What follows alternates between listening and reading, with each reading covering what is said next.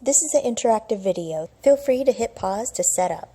Get on any device and type in kahoot.it and type in the game code 0863290.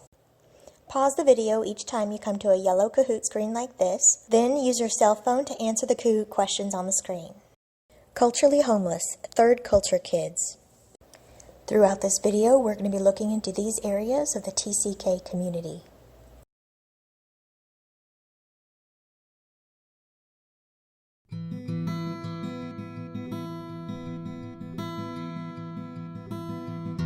You know, because look at us, like what could we have in common? You can look at all of us and not see it.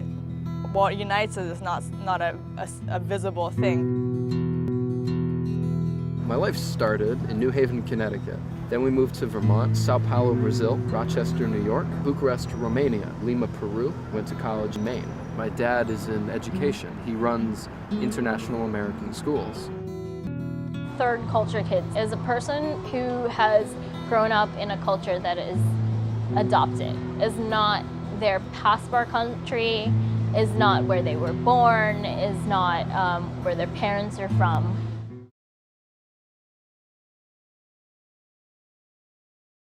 Globalization began to skyrocket with the development of technology and communication, availability of airlinks, opportunity to do business across borders, currency alignment, and the growth of international organization. The top two you'll find are kids moving because of their parents' work or because they're refugees. They're business kids, diplomats' kids, military kids, and missionaries' kids. By 1984, Dr. Ted Ward declared third culture kids were the prototype citizens for the future. Because we're quite literally the children of globalization.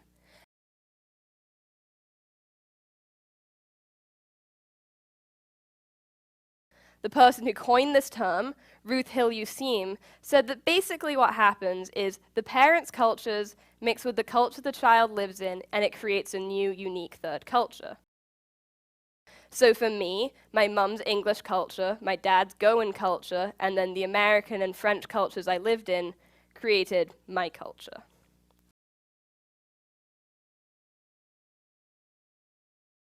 Or TCK, also sometimes referred to as a global nomad. To me, there are two types of third culture kids, or TCKs. First, you have the grounded TCK. And this TCK tends to stay in one place, while dynamic TCKs don't. They city hop. Now, grounded TCKs have more time to develop a concrete culture amongst themselves, while dynamic TCKs don't. They soak up different parts of different cultures. Now, in terms of what it's like to be a TCK, they both have roughly the same experience, despite their differences. My name is Ruth Van Rieken. I am the co-author of Third Culture Kids, Growing Up Among Worlds. I've heard from a lot of other people who said, well, I didn't do the story the way you're talking about, but I resonate to what you say. Finally, I said, you know what, let's get a bigger term, cross-cultural kids, because the language was getting in the way. There's many, many ways people are growing up cross-culturally in today's world, right?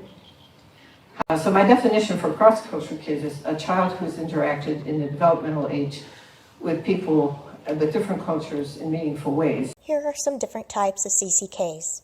Traditional, bi or multicultural, educational, children of immigrants, children of refugees, children of minorities, international adoptees, and the domestic TCK.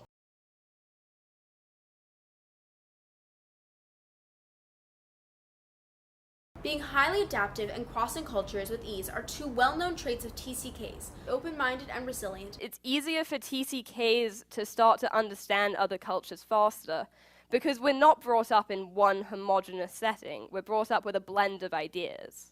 Third culture kids can be open-minded, and by being open-minded, we are open to all religions and all races, so we're not confined to any of them, but in fact to all of them. So we can accept people for who they are. Another thing that I found out was that TCKs seem to find it easier to be comfortable in unfamiliar situations, which makes sense. We're used to being in uncomfortable situations. I got picked up and moved from Paris to New Jersey when I was 11, and I was basically told I had to deal with it. I did. By 2022, it's estimated 6.2 million students will be enrolled globally. The average age of the first move is 4.6. 37,000 return to the U.S. each year. 54% of them fly at least 4 times per year. 85% of them know at least 2 languages. While 47% speak 3 or more. The average number of countries lived in is 4, and TCKs are 4 times more likely to earn a bachelor's degree. We can also see the world in a whole different perspective compared to anyone else. We are ontologically ambiguous. We don't fit into any one culture, and it's great. Living in the moment is a common trait of TCKs, and it's been said that as a result of having experienced so much in their early years, TCKs go on to savor each experience as it unfolds throughout the rest of their life. One of the big similarities I found was that traditions for the country that you live in start to become part of your life at home. At some point, my family started celebrating Thanksgiving. I don't really know how it happened, but it happened. My family line, the woman of my mom's side has always been TCK. So because of that, I think I just want to continue providing that experience to my children. 73% of respondents said that leaving friends and making new friends was the hardest part of moving.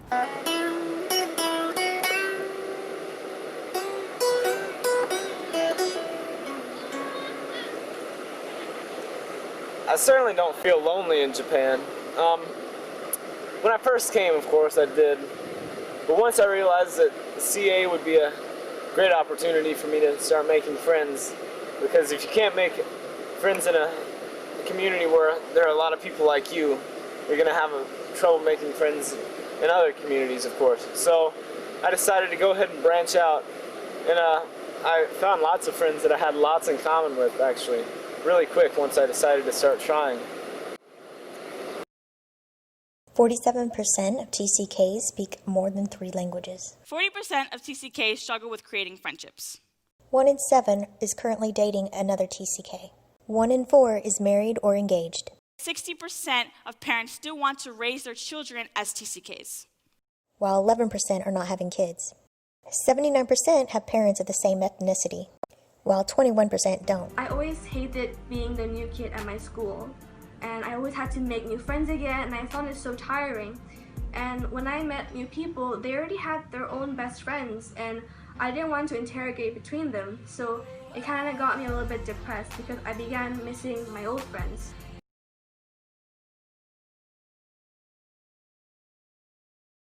Biggest pet peeves. Number 1, this question. Hi, where are you from? Of course, when you move to a new place, you're going to get asked questions. What's your name? How old are you? Where are you from? We dread this question. And we have 4 answers to this. The first one is where you were born. Second one is where our parents were born. Third one is where we have lived. Fourth one, which is the real answer, you'll never hear this one, we don't know. I know. When people ask you, what grade are you in? This is almost as troubling as being asked, where are you from? Majority of the missionary kids that I know are homeschooled, then that means you are doing 10th grade literature, but 11th grade math. You're just all over the place and you don't actually have one grade. Number 2, this question. Where do you consider home? I don't know. You can't, okay, no, I don't know.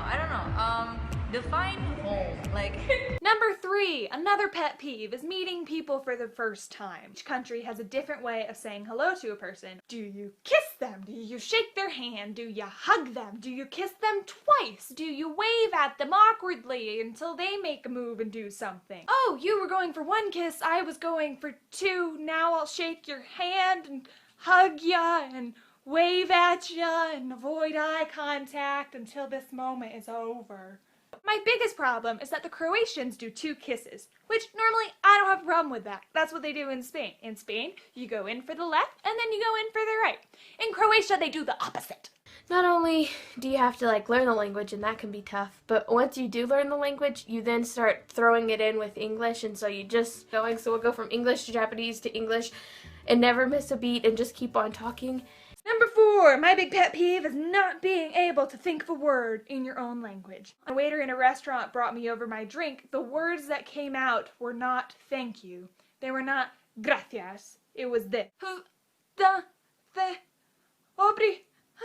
Just causes me so much fear when answering is when people say, oh, can you say something in Japanese?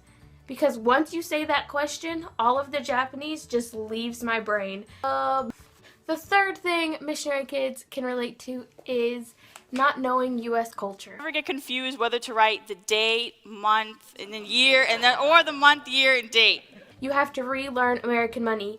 I still struggle because it just doesn't make sense to me why America doesn't have that many coins. Japan does. It's just very confusing. This is European money. The 50s are orange, the 10s are red, 20s are blue, 5s are green. It's all color-coded. Easy. This is US money. It's not color-coded. Life gets 10 times more difficult. You have to start looking at the little numbers at the corner of the bill. I was culturally shocked at my own culture. I was born in Nigeria. I was raised there until I was 13 and went back to the States for 8th grade. I didn't know who Elvis was. I didn't have the right clothes. So I decided when I start high school that I will tell nobody that I have ever been out of the country in my life. So, there are lots of benefits of being in Japan, I think. There's definitely the fact that I'm getting a much better education than I would have if I'd stayed at home. Kentucky isn't necessarily the educational center of the world, and especially not of the United States. So, I don't know, that's one thing. Another thing is, I can really have conversations with people here that mean something. Back home, it seems like if you didn't want to talk about sports or what was playing on the radio, you couldn't really talk about a whole lot, you know? And probably one of the biggest things is just the opportunities I get outside of school, and people do things for you here. People help you out. And a lot of people share your interests, so you can help them out while they're helping you out, which is a big thing for me, especially since I'm really into music. And I have teachers who support me, like Mr. Masa. And so, there are a lot of benefits of being in Japan that I wouldn't get if I were still in Kentucky. So I'm glad I came. They need educators and mentors who can be intentional about caring for them. TCKs take an unconventional educational path. 80% of TCKs earned a bachelor's degree, but 38% didn't receive their first degree from their first college. 49% of TCKs attended 3 colleges or more. Those that earned any type of degree did so after the age of 22. So what are the biggest challenges? Certainly identity is a huge issue. Who am I? All right, that is a universal question. I am homeless. I am culturally homeless. It's when you're kind of stuck and you think, well, which am I? Am I American, British, Japanese? Maybe where the TCK piece can help you is to say, maybe I don't have to choose. That I am all of these in different ways. I am a confusion of cultures, uniquely me. For a lot of TCKs, the only time that they'll experience belonging is in relationship with other TCKs. So they form these beautiful, intense, deep friendships with each other.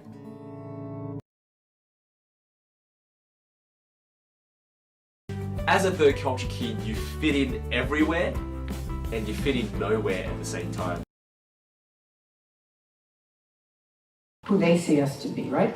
When you are growing up globally, you keep switching the box. You keep switching the definition. I look like I know what's going on, so people would assume I knew what was going on. And I wouldn't come off as a foreigner who didn't really do that sort of thing. I would come off as an American who wanted to spend time alone.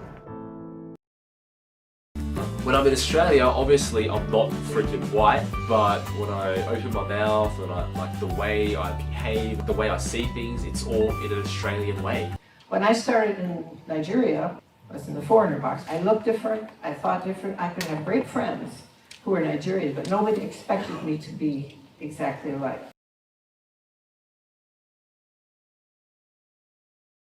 But another huge issue is, where do I belong?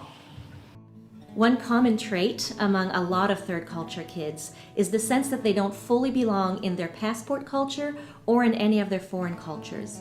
And for a lot of them, this lack of belonging can become a destabilizing thing. It's harder because belonging is often tied to home, and home is ever-changing and ever-moving. I'm not sure I really know when I last belonged. I was culturally homeless. I didn't know where I belonged, and in fact, I didn't even know who I was. There's always going to be that thought of, well, maybe if I moved here, would I feel a little bit more like I belong? I guess all of these struggles that I've mentioned all come down to one thing, and that's the struggle to belong. In some ways, I wish I'd had a more normal life.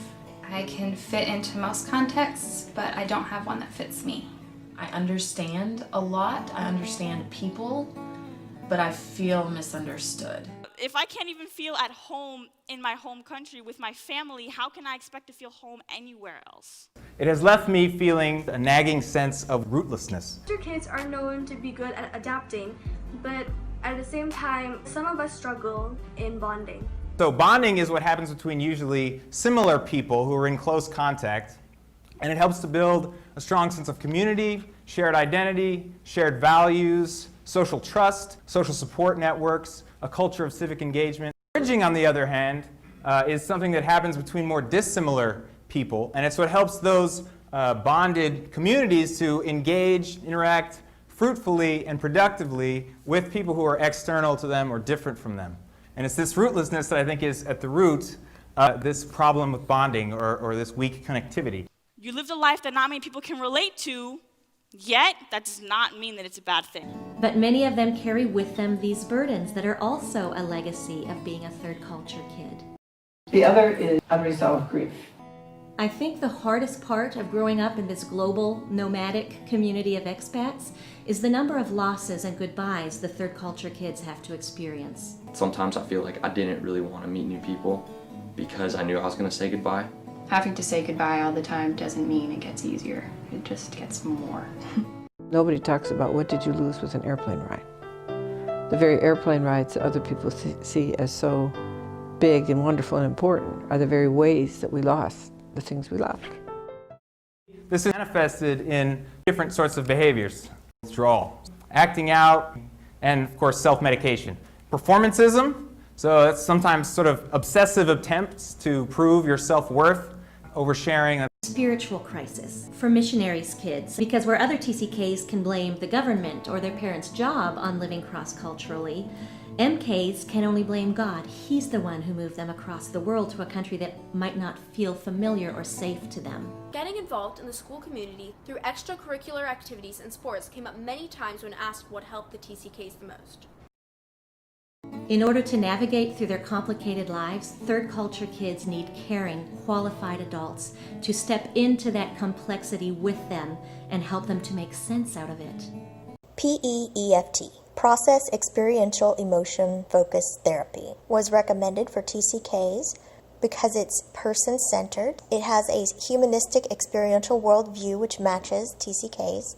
It has a holistic and positive view of development of the self. It integrates attachment theory with neuroscience, emphasizing relational components to growth. We can redefine identity. Can I be all of the above? Would you let me be African too? We have to journal. I journal. That's how when I have a feeling, I start to journal. I paint. Other people do music. Sometimes people talk to friends. And if you're raising kids cross-culturally one day, make sure you know how to prepare for transitions, because you can do a form of funeral if you do it right, where you say goodbye appropriately and say thank you and do all that before you move. Also can establish portable rules, taking the things with us as we go where we are. We have marketable gifts. You have received language, you have cross-cultural adaptability, and this is great for globalizing the world. TCKs provide an invaluable global perspective. TCKs have a highly sought-after skill set. They are highly motivated and eager to perform. They're highly mobile. They can move wherever the job takes them. TCKs are known for their mediation skills. They can prevent misunderstandings and act as a cultural moderator between groups and personalities.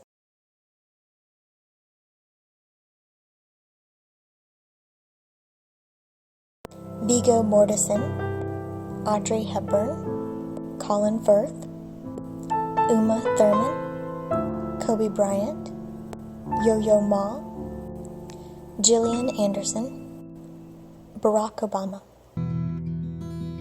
we all grew up in multiple countries or multiple worlds. The reasons are different and where we grew up is completely different, but we're united by this experience.